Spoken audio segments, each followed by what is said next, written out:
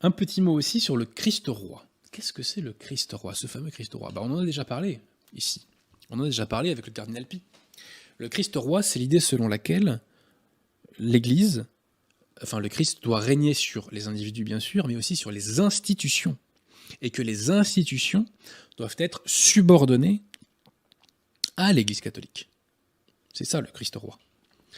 Et la conséquence de cela, c'est que les lois doivent être conformes à la doctrine de l'Église. Et autre conséquence, c'est que l'État a l'obligation de rendre un culte public à la vraie religion. Citation de Pie XI, de Quas Primas, encyclique essentielle de Pie XI.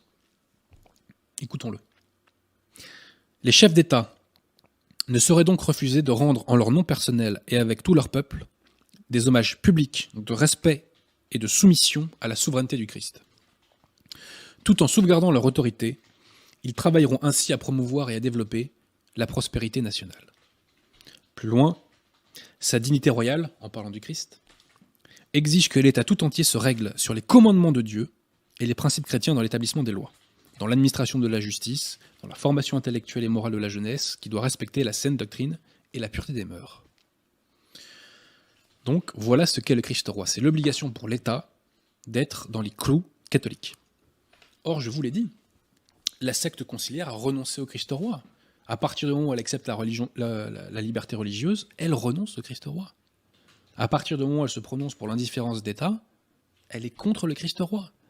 À partir du moment où elle fait des concordats qui ne respectent pas le catholicisme d'État, elle est contre le magistère de l'Église, elle est contre le Christ roi.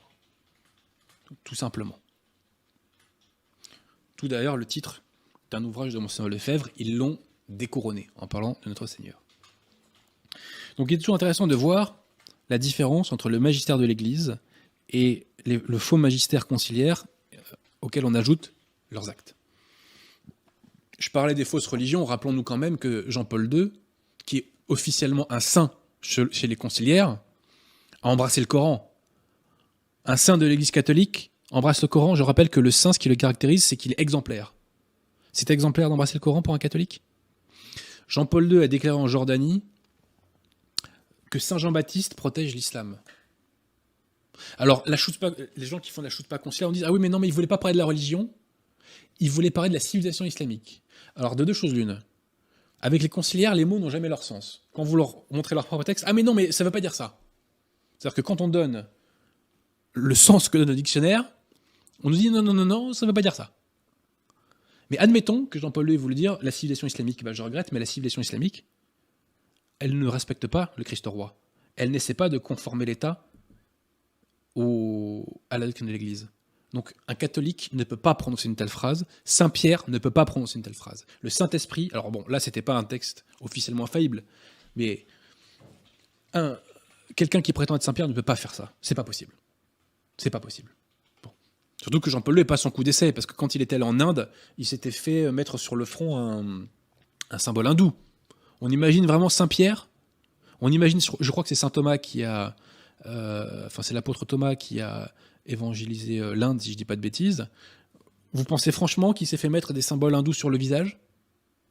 Bon, restons sérieux. Donc, les conciliaires rejettent le Christ roi.